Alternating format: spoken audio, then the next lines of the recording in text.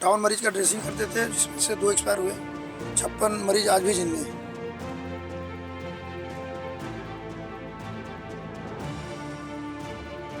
कोई भगवान की दृष्टि से देखता है, कोई गुरु के, कोई बीएचयू के सेवादार की दृष्टि से देखता है। जो आप कर्म प्रार्थना इच्छा करेंगे वो प्रारब्ध बनेगा।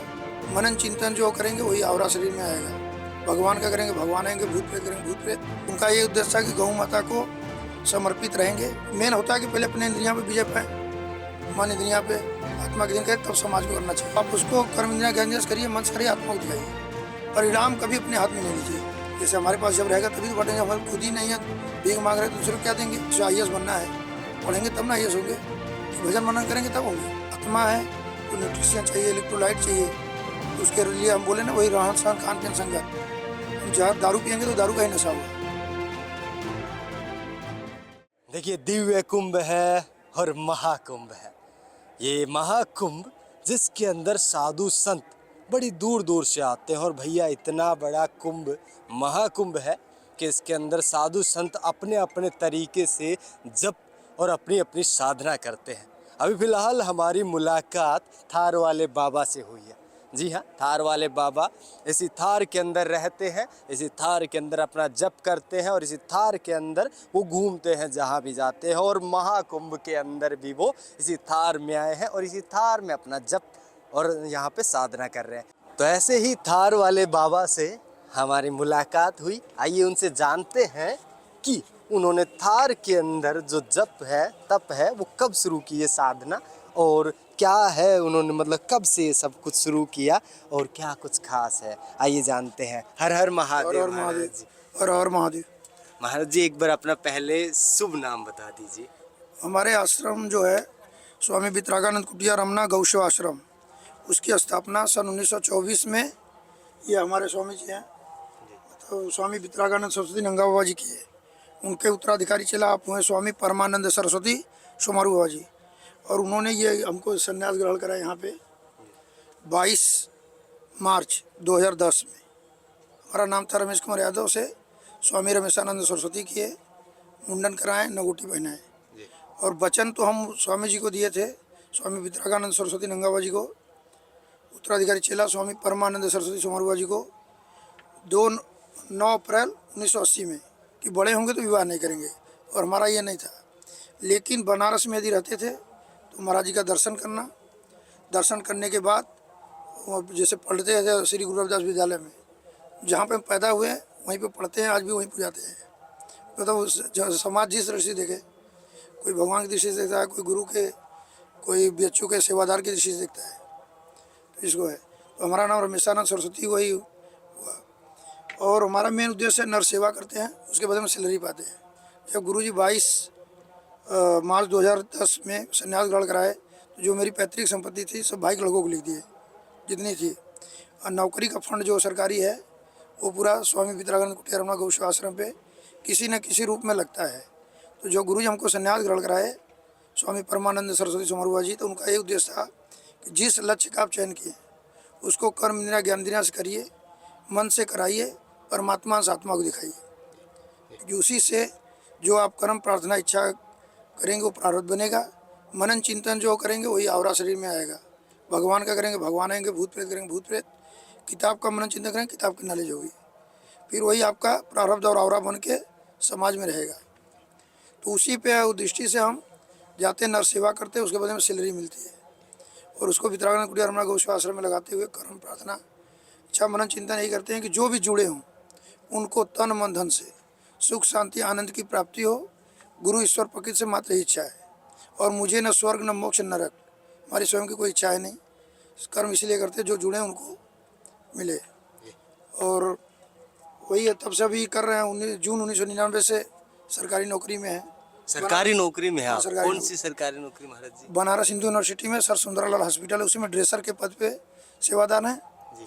और यहाँ पे संन्यास ग्रहण, मतलब नौकरी पहले हो गई थी, लेकिन हमारा था कि बड़े को विवाह नहीं करेंगे। हमारा एक ही लक्ष्य जन्म से ही था, 2 साल की उम्र से।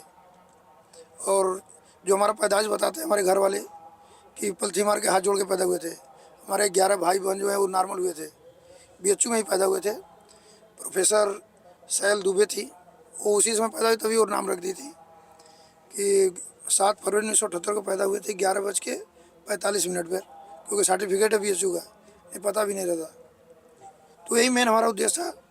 और तब से लगता है जहाँ पे वर्तमान में हम रहते हैं आश्रम पे, वहाँ पे डाफी में जैसे हमारा एक घर है, 5-6 घर के बाद हमारे गुरुजी रहते थे। इनके यहाँ दर्शन करना, स्कूल जाना, फिर नौकरी लग गई, दर्शन करना, नौकरी भी जाना। महाराज जी आप मतलब लगातार थार में ही रहते हैं, थार में अपना जप करते हैं, जैसे आपने सब कुछ यहाँ पर लगा ये कर जैसे रखा भी हुआ है। ये हमारे बाबा का- गुरुजी हैं ना, इनके दीक्षा गुरु ये थे। और इनके उम्र का तो पता नहीं था, स्वामी विवेकानंद सरस्वती। तो उनका ये उद्देश्य था कि गौ माता को समर्पित रहेंगे तो गौ माता उसी तरह देती हैं जैसे द्रौपदी कृष्ण भगवान को थोड़ी सी चीर दी, जो आवश्यकता होती थी किसी न किसी माध्यम से पूर्ण करते हैं। तो हम जब 2 जून 2007 में गए थे आश्रम पे, तो 35 गौ माता थी। वर्तमान में बनारस में जितनी गौ माता नंदीसाड़ हमारे पास है, नंदी देवता किसी के पास नहीं है। मतलब 300-400 के पास गौ माता है, 250 के ऊपर नंदीसाड़ है। न पगहा लगता है न दूध निकाला जाता है। जो जाते हैं वहाँ समर्पित है, भक्त और भगवान के आश्रय चल रहा है वो आश्रम। मा- तो और शादी ब्याह के बारे में तो मैं धरती के ऊपर आकाश के नीचे, मतलब हवा पेड़ पौधा तक नहीं है कि कभी हम सोचेंगे विवाह करेंगे। हमारे यहाँ जैसे माता जी 95 साल के शरीर छोड़ी, तो उनके शरीर छोड़ते समय हम हॉस्पिटल में थी तो गए थे। फिर संन्यास हम ले लिए 2010 में। फिर पिताजी से एक बार गए, पूछे कि आपका अंतिम इच्छा क्या है, तो बोले कहीं भी रहिए महाराज जी। महाराज जी बोलते थे। मेन होता है कि पहले अपने इंद्रियां पे विजय पाए, मन इंद्रियां पे आत्मा के दिन करे, तब समाज को करना चाहिए, तभी पूजनीय होना चाहिए। पहले अपने घर में हो, गांव में हो, तब बाहर। तो कभी मतलब किसी से ये नहीं कि हम कभी शादी के लिए तो कभी सोचे ही नहीं। तो जन्म से पूर्व जन्म का होता है, जो पैदा होते हैं मनुष्य, कुछ पूर्व जन्म का कर्म, प्रार्थना, इच्छा, मनन चिंतन, कुछ वर्तमान में रहन सहन खान पियन संगत में जो किया हुआ कर्म प्रार्थना इच्छा मनन चिंतन के अनुसार ही आपका प्रारब्ध दावरा बनेगा। यही मतलब मेन जो सत्य है। और तो महापुरुष लोग इस पर तमाम बोले हैं, शंकराचार्य लोग ज्ञाता हैं। जैसे अभी मुक्तेश्वरानंद स्वामी जी जो है हमारे यहाँ आश्रम जाते हैं। हम जहाँ पे हैं ये अखिल भारतीय धर्म संघ पंडाल के जो पीठाधीश्वर शंकर है ना, शंकर ब्रह्मचारी, शंकर चैतन्य ब्रह्मचारी महाराज जी, ये बराबर हमारे आश्रम पे बचपन से जाते थे। तो जब हम आते हैं तो इन्हीं के टेंट में रहते हैं, क्योंकि इनसे लगाव बहुत अच्छा है, गाय के लिए भी समर्पित है, तो इनके टेंट में रहते हैं। महाराज जी आप थार के अंदर कब से मतलब ऐसे पहले तो हमको एक टाइगो गाड़ी मिली थी, अच्छा फिर उसके बाद स्कॉर्पियो मिली। बैठ जाए इधर। हाँ, बैठ। जी जी जी फिर उसके बाद फिर इसका ये थार दिए। तो हमारी पैसा नहीं लगे, हमारे इसको तो जो घर स्थूल शरीर के रिश्ते के भाई हैं सब सरकारी नौकरी में हैं, तो वो लोग पैसा लगा के दिए कि जन्मदिन पे आप महाराज जी दूसरे गाड़ी चलते हैं, अब हमें दे रहे हैं। तो हम अक्सर गंगा जी जाते हैं तो ऐसे करके बैठते हैं इसमें। मेन वही पर्पज़ है। जैसे रेता में और गाड़ी जाती है, फंसने का डर है, तो रेता में जाएंगे। फिर जाते हैं, नर सेवा करते हैं 6 बजे से 2 बजे। लेकिन जितने मरीज आते हैं ड्रेसिंग करके ही जाते हैं, जिसका है ड्रेसिंग का फ़ोटो है हमारे पास कि। जी और जैसे होता है ना, कोरोना के पीरियड में 58 मरीज थे, हम वैक्सीन भी नहीं लगवाए हैं। 58 मरीज का ड्रेसिंग करते थे, जिसमें से 2 एक्सपायर हुए, 56 मरीज आज भी जिंदे हैं। तो गौ माता का गुरु ईश्वर प्रकृति की कृपा है। कर भी परिणाम अपने हाथ में नहीं लेना चाहिए, हमेशा गुरु ईश्वर प्रकृति को समर्पित करना चाहिए। वही अहंकार, चाहे सन्यासी हो, चाहे गृहस्थ हो, चाहे कोई भी जीवात्मा हो, अहंकार उनके पतन का कारण बनता है। जो भी फल मिल रहा है ईश्वर जो हमसे चाहते हैं हमसे कराएंगे, आपसे कराएंगे, जो भी जितने जीवात्मा है। जन्म है तो अंत निश्चित है। नहीं इतने हमारे जैसे स्वामी जी कहा कल्प साधु थे, इतना कहा किए कि अपना भी कहा बदलते थे, जोड़े थे उनका भी, लेकिन समय आया तो वो भी शरीर छोड़ दिए। हमारे गुरु जी ब्रह्म ऋषि थे, जो मुँह से बोलते थे वो होता था, उसका प्रमाण बहुत है। हमारे हुआ कई लोग को बोले हैं, और वो भी समय आया तो सही छोड़ दिए। तो अकाल मौत में यदि धार्मिक स्थल पे श्रद्धा विश्वास है तो अकाल मौत में परिवर्तन हो सकता है, लेकिन निश्चित मृत्यु में परिवर्तन नहीं होता है। धार्मिक स्थल पर दृश्य शक्तियाँ उसी तरह रहती हैं जैसे स्थूल शरीर में आत्मा है। जी महाराज जी आपने संन्यास लेने की जो आप बता रहे हैं कि आपने इच्छा ही नहीं थी शादी करने की, तभी से सोच लिया था कि आपको तो 2 वर्ष की उम्र में, अभी तो ईश्वर ही क्या कर रहे होंगे तभी ना। उसमें था ना, हमारे घर पे महाराज जी गए थे, हमारी माता जी 1973 में गुरुमुख हो गई। हमारे घर में पहले लहसुन आज भी नहीं बन रहा है। और महाराज जी गए तो इनसे हम बोले कि महाराज जी हम बड़े को तो विवाह नहीं करेंगे। अब उसमें छोटे 2 साल की उम्र के क्या है, तो पूर्व जन्म का रहता है। जैसे राम भगवान को सुबह राजा बनना था तो वनगमन हो गया, तो पूर्व जन्म का ही कर्म है। एक हमारे गुरुजी जब सन्यास लिए थे लिख के दिए, श्री हरिओम श्री हरिशरणम स्वयं महेश ससुर नगेश सखा धनेश तनयो गणेश तथापि भिक्षा तन्मेव शंभु वलसी केवलम ईश्वर इच्छा। साक्षात शंकर भगवान सनातन धर्म में ब्रह्मा विष्णु महेश के आगे किसी का नाम नहीं है, नहीं है। साक्षात शंकर भगवान, पर्वत से ससुर, कुबेर जैसा धनी उनका मित्र, गणों का स्वामी गणेश उनके पुत्र, उसके बाद भी भिक्षाटन के लिए भटकना पड़ता है। तो इस संसार में सबसे बलवान जी को ये तो ईश्वर इच्छा। सोने का महल पार्वती जी माता जी के लिए बनवाए लेकिन नहीं बचा पाए। वो तो खुद बनवाए थे पार्वती जी के लिए, न कि रावण के लिए न। और जबकि वो सब कुछ से संपन्न थे, तीर्थदेव थे, और भस्मासुर को आशीर्वाद देते हैं और उन्हीं को अशांति कारण बनता है। तो वो तो आशीर्वाद दिए थे तो रोक लेना चाहिए, लेकिन विष्णु भगवान के सहारा लिए। तो इसलिए कोई भी जीवात्मा है, यदि ईश्वर जब जिससे जो चाहेंगे कराएंगे, आपको ईश्वर मतलब प्रार्थना उन्हीं के आप कर्म सकते हैं, प्रार्थना इच्छा कर सकते हैं, मनन चिंतन कर सकते हैं, परिणाम ईश्वर ही देते हैं। महाराज जी आप महाकुंभ में कब आए थे, मतलब यहाँ पर? पहले बार तो 2019 में आए थे, तो भी ये महाराज जी जो शंकर महाराज जी हैं इन्हीं के टेंट में थे। और फिर 2025 में आए पूर्ण महाकुंभ। 2025 में कब आए थे, मतलब किस 11 तारीख को है। अच्छा 11 हाँ, और 3 बसंत पंचमी तक रहेंगे, फिर चले जाएंगे। तो रमना में एक गंगा जी किनारे, जहाँ हमारे गुरुजी गंगा जी में जहाँ से उत्तर को घूमी है, रमना टिकरी में, वहीं पे डुबकी लगाते थे। तो वहाँ एक बनवाए हैं मकान, तिरंगे में बन रहा है अभी, तो उसमें रहेंगे हम 3 तारीख से लेकर के 19 तारीख तक। BHU से 11 से 19 फरवरी तक छुट्टी ली है, 40 दिन। तो वहाँ पे जाएंगे तो 3 घंटा मिलेंगे, और तो कोई मनन चिंतन जब हमारे पास रहेगा तभी तो हम कुछ पढ़ाएंगे। यदि हमारे पास कुछ रहेगा तभी तो समाज को देंगे। अपना पेट तो हर जिलाता है। जैसे जानवरों में एक सुअर भी है, गौ माता भी है, वो भी पूजनीय है। गौ माता जो है पूरी संसार के लिए हैं, अमृत समान द्रव्य गुण देती हैं। महाराज जी आपने अभी फिलहाल बताया कि आप